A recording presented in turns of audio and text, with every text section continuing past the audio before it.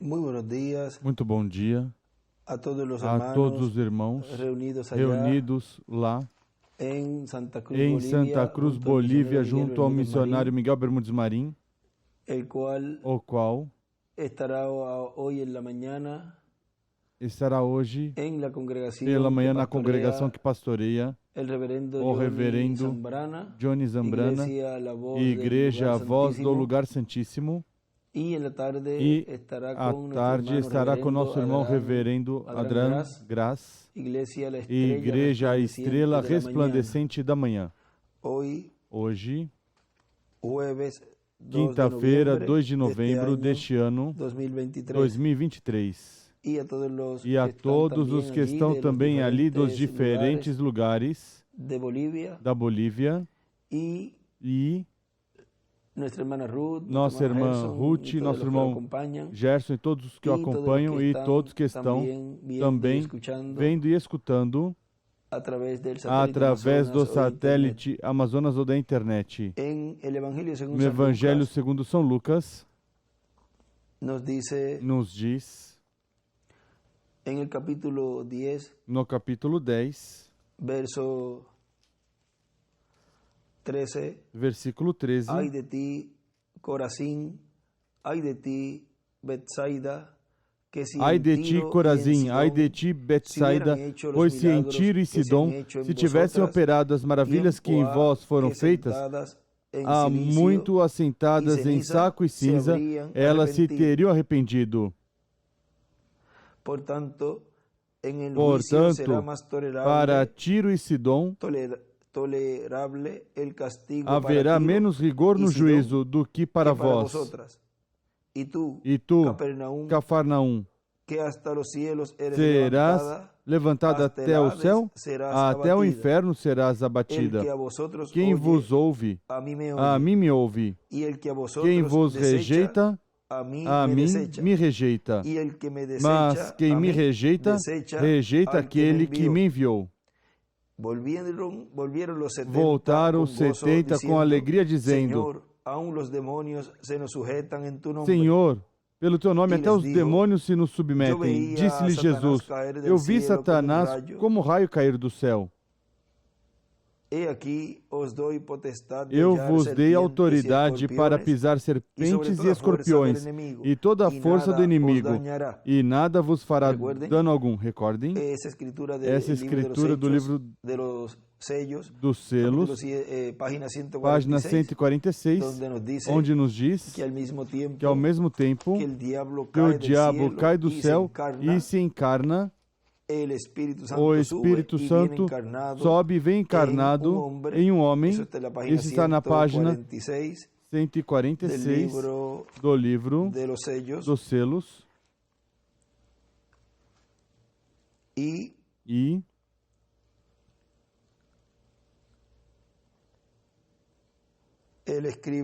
ele escreve no livro dos selos: o Espírito Santo encarnado em um homem. Continua dizendo o versículo 20 do capítulo 10 de São Lucas: Mas não vos alegreis, porque os espíritos se vos submetem. Alegrai-vos antes por estarem os vossos nomes escritos nos céus. Naquela mesma hora alegrou-se Jesus no Espírito Santo e disse: Graças te dou, ó Pai, Senhor do céu e da terra, que escondeste essas coisas aos sábios e inteligentes e as revelaste às criancinhas. Assim é, ó Pai, porque assim te aprouve. Tudo me foi entregue por meu Pai. Ninguém sabe quem é o Filho senão o Pai, nem quem é o Pai senão o Filho, e aquele a quem o Filho quiser revelar. Voltando-se para os discípulos, disse-lhes em particular: Bem-aventurados os olhos que veem o que vós vedes, pois vos digo que muitos profetas e reis desejaram ver o que vós vedes, e não o viram, e ouvir o que ouvis, e não o ouviram. Uma revelação. Podem sentar, por favor, nesta pequena conversa desta ocasião. Quero compartilhar com vocês uns lugares aqui. Na mensagem perseverante, nos diz nosso irmão Branham Na oração ao princípio, diz: Nosso Pai Celestial, Tu conheces as necessidades ainda antes que peçamos. Jesus Cristo nos ensinou isso quando disse: Vosso Pai sabe do que tendes necessidade antes de pedirdes, mas ainda assim é para nós pedirmos. Quando Ele olhou o campo pronto para a colheita, Ele era o Senhor da seara e disse: A seara é muita, mas os ceifeiros são poucos. Rogai ao Senhor da seara que mande ceifeiros à sua seara, tornando-se tão ligado ao homem que ele somente trabalha através da intermediação do homem, através do homem. Ele escolheu homens para trabalharem por ele. Ele poderia ter escolhido o sol para pregar o evangelho, ou o vento, ou as árvores, ou as estrelas, mas escolheu o homem. Ele escreve ali: opera pelo homem, atua pelo homem. Ele se vela ou se esconde por dentro, para que o incrédulo não veja, e se revela a quem ele quer. Porque vejam, a escritura que lemos ali é a quem Ele deseja revelar. Ele deseja mostrar quem Ele é. Porque conhecendo o instrumento em cada era e em cada dispensação, consequentemente estaria essa pessoa conhecendo a obra que Deus estaria realizando nesse tempo. E, se não podem ver o instrumento que Deus enviou em cada era ou em cada dispensação, a pessoa então estaria perdida e não estaria vendo o cumprimento para o qual Deus enviou esse profeta mensageiro no meio do povo. E assim é neste tempo final, no cumprimento da vinda do Filho do Homem com seus anjos, o cumprimento desse anjo forte de Apocalipse 10, o qual vem clamando, rugindo como ruge o leão, e 7 trovões emitindo suas vozes. É uma obra que ele está realizando. E essa obra é feita depois de fazer intercessão ali com seu sangue, até pelo último escolhido, o qual já fez esse trabalho. E para trazer o título de propriedade, se supõe que já isso ocorreu no céu, que ele deixe o trono de intercessão. Ou seja, que ele não podia tomar o livro, abri-lo e trazê-lo à terra e entregar a um homem esse título de propriedade enquanto ele estava fazendo intercessão no céu, o qual já ocorreu, que ele já terminou essa obra de intercessão no céu, tomou o livro, o título de propriedade e o trouxe à terra e está clamando, rugindo como ruge o leão, e 7 trovões estão dando suas vozes à igreja noiva, conforme a como foi prometido e profetizado e falado no livro do Apocalipse, o qual nosso irmão Branham nos fala e diz que a fé de rapto está nos trovões, ou seja, que os trovões é o que a noiva necessita para ir daqui, dessa terra, e está cumprindo em uma grande carpa catedral.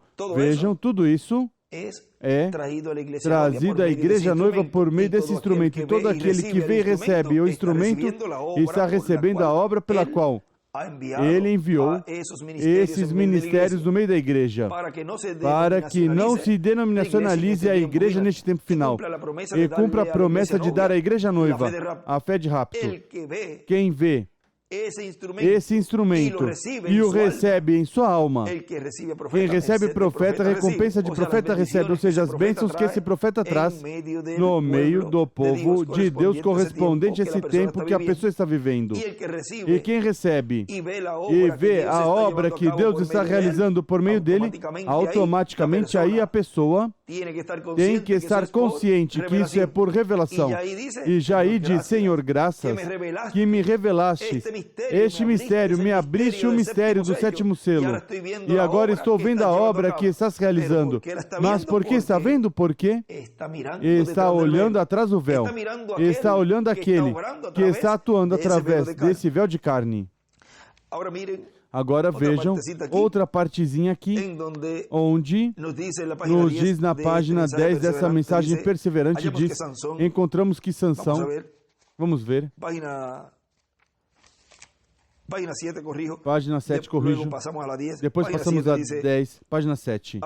Agora Moisés, este intelectual fugitivo, este profeta fugitivo, que se encontrava lá do lado atrás do deserto, lá se casou com esta mulher, com esta bela mulher etíope, por ela, tinha um filho chamado Gerson.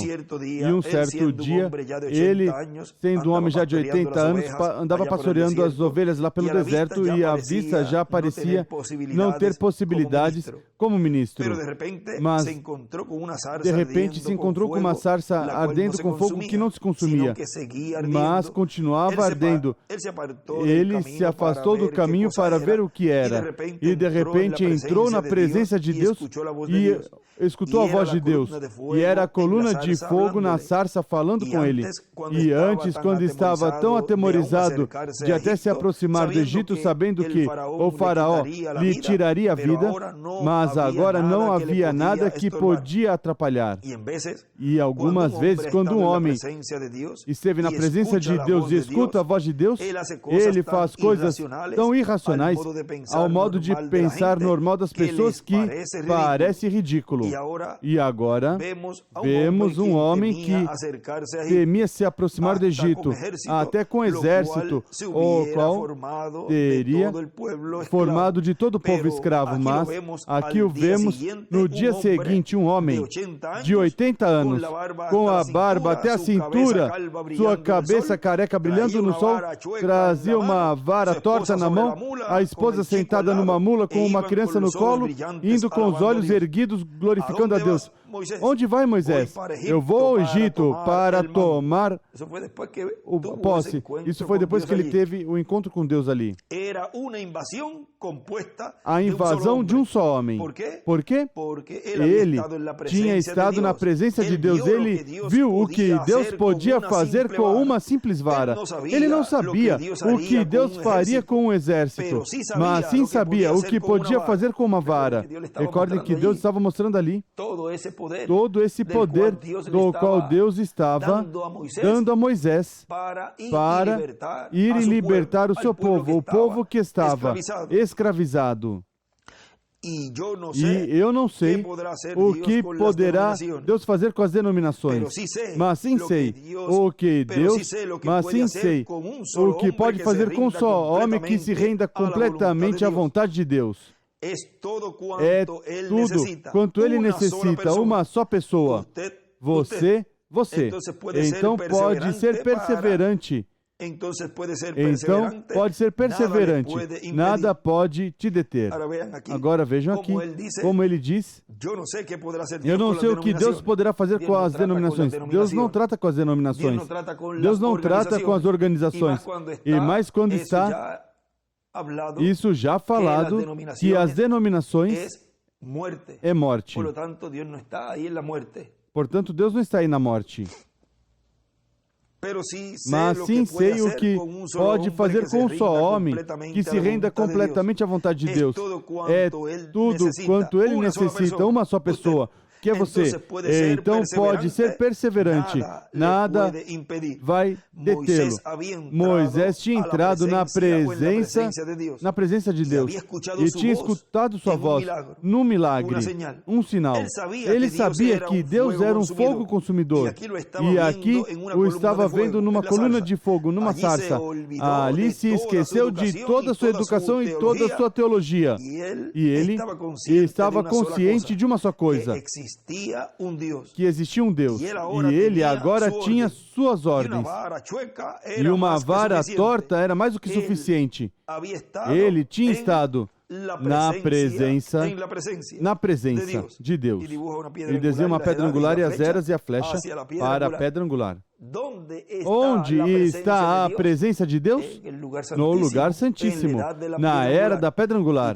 E todo aquele que escuta a voz de Deus, por meio do instrumento que Deus tem neste tempo final, cumprindo a etapa mais importante do programa divino, que é a etapa da era da pedra angular, nessa dispensação do reino, está escutando a voz de Deus. E esse homem, esse ministro, essa pessoa que escuta a voz de Deus e se rende completamente à vontade de Deus. Isso é tudo que Deus necessita.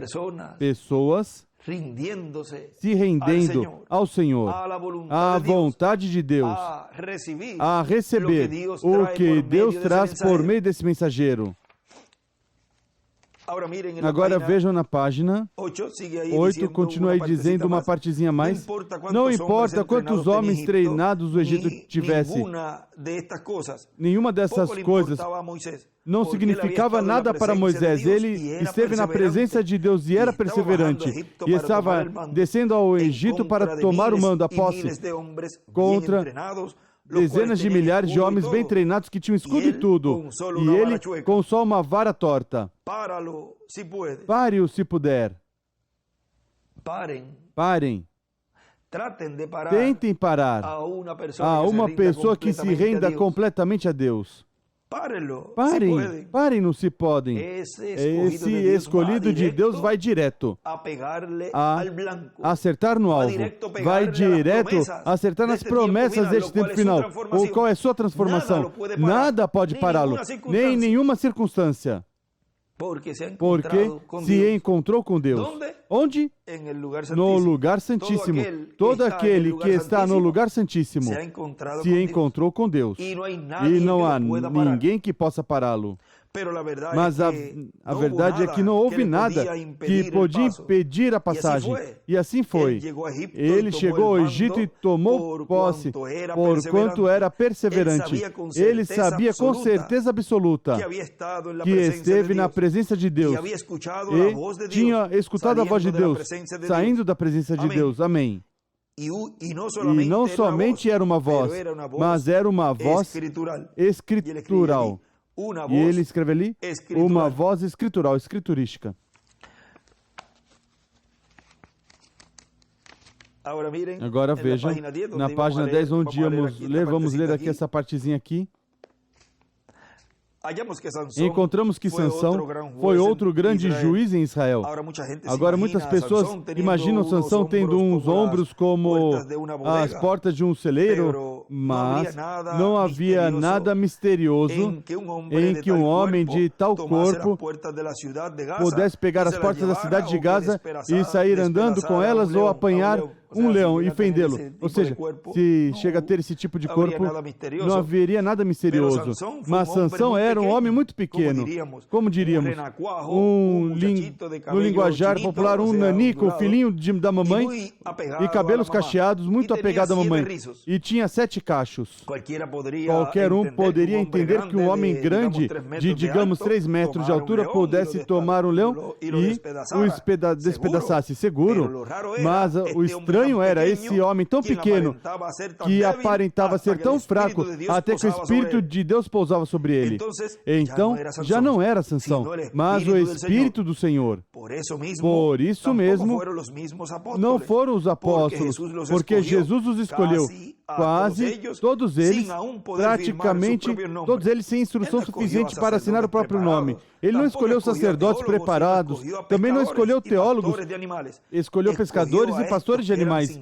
Escolheu estes que eram sem letras e indoutos, para então tomar aqueles em suas mãos e tomar o nada e deles fazer algo. Essa é a sua natureza.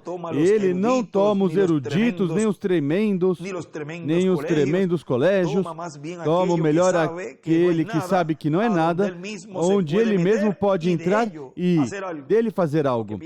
Aqueles que pensem que não, eu sou isso, eu sou outro, que se eu tenho tanto tempo, que se eu tenho outro, Deus não usa pessoas assim. Deus usa pessoas que deixam ser usadas. Ele usa os nada para fazer alguém. E Deus vê os alguém e coloca a serem nada. Nós encontramos que este Sansão era nazireu. Ele tinha seus 7 cachos que caíam nas costas e quando o Espírito Santo vinha sobre ele, ele não temia nada. Por quê? Ele era persistente, porquanto podia sentir que com ele estava aquele voto nazireu, porquanto ele podia, com a mão, sentir que tinha seus 7 cachos, sabia que estava na vontade de Deus e que nada podia retê-lo. A cidade não podia atá-lo, retê-lo. Agora vejam, ele podia, diz com a mão, sentir que tinha seus 7 cachos, ou 7 trovões. Agora recordem que os 7 trovões, isso é cada escolhido pode sentir. E pode dizer, porque ele aí sabia que estava na vontade de Deus. E nada, vejam, o escolhido com 7 trovões sendo escutado neste tempo, nada poderá atá-lo a nenhuma denominação esse escolhido. Esse escolhido está agarrado. Desses 7 cachos, como diz aí que Sansão estava agarrado. Ele podia palpá-los, e o escolhido pode palpar esses 7 trovões, e nada poderá atá-lo, nenhuma denominação. A cidade não podia atá-lo. O leão não pôde matá-lo. Ele ainda tomou a queixada de uma mula e seca e abateu 1000 filisteus com ela. Agora você sabe, aqueles elmos, aqueles capacetes eram de bronze daquelas pessoas e de 1 polegada de espessura. Sabe o que aconteceria quando um velho osso seco do deserto tivesse batido no capacete de bronze? O osso teria rompido em milhões de pedaços, mas ele permaneceu ali sozinho contra 1000 filisteus e os matou a todos com a queixada de mula. Por quê? Porque foi persistente. Cada vez que derrubava um filisteu, sentia novamente o voto nazireu. Agora, como será possível que a igreja que reclama ser renascida do Espírito de Deus venha a tantas reuniões como essa e estão vendo constantemente a vindicação da ressurreição do Senhor Jesus Cristo e reclamam estarem cheios do Espírito Santo e ao mesmo tempo se mantêm sentados tão calmos e permite que Satanás os empurre para lá e para cá? É uma coisa estranha, na verdade, mas porquanto você pode sentir a presença do Espírito Santo e saber que é sua palavra e conhecer sua promessa para esse dia, então você deve ser persistente para fazer força até obter o resultado justo. É preciso ser perseverante, se manter em pé. Deus prometeu isto. Não é você, é Deus mesmo. Mantenha-se em pé, perseverando, fazendo força até obter o resultado dessa palavra, essa grande voz de trombeta, esses 7 trovões trovejando, dando assim a fé, para que você e eu sejamos em breve transformados. No livro de citações, na página 118, parágrafo 1043, nos diz ali, quando Deus, em alguma maneira, deseja fazê-lo, te revelar a ti, a pergunta que está em tua mente, não há mais dúvida, não há mais pergunta disso. Isto é uma revelação. Uma revelação. Que Deus os abençoe, Deus os guarde e continuem, irmãos e irmãs lá na Bolívia, perseverando, pressionando para as promessas, em pé, escutando a voz, diretamente desde o lugar santíssimo. Que Deus os abençoe, Deus os guarde, a todos os irmãos lá reunidos na congregação do reverendo Johnny Zambrana e também na congregação do reverendo Adran Graça e em todas as congregações lá, a de Ângelo, reverendo Ângelo Salas, reverendo Christian Jessen, reverendo Rafael Mamani, lá em La Paz, e todos os irmãos lá em La Paz, e todos os ministros, colaboradoras, irmãos e irmãs da Bolívia. Continuem em pé, perseverando até obter a promessa da sua transformação. Uma revelação. Que Deus os abençoe e guarde a todos. Continuem passando um dia feliz, cheio das bênçãos de Deus. E muito obrigado, missionário Miguel Bermudes Marim, por essa formosa oportunidade que me permite saudá-los, a todos vocês aí na Bolívia. Que Deus os abençoe e guarde a todos.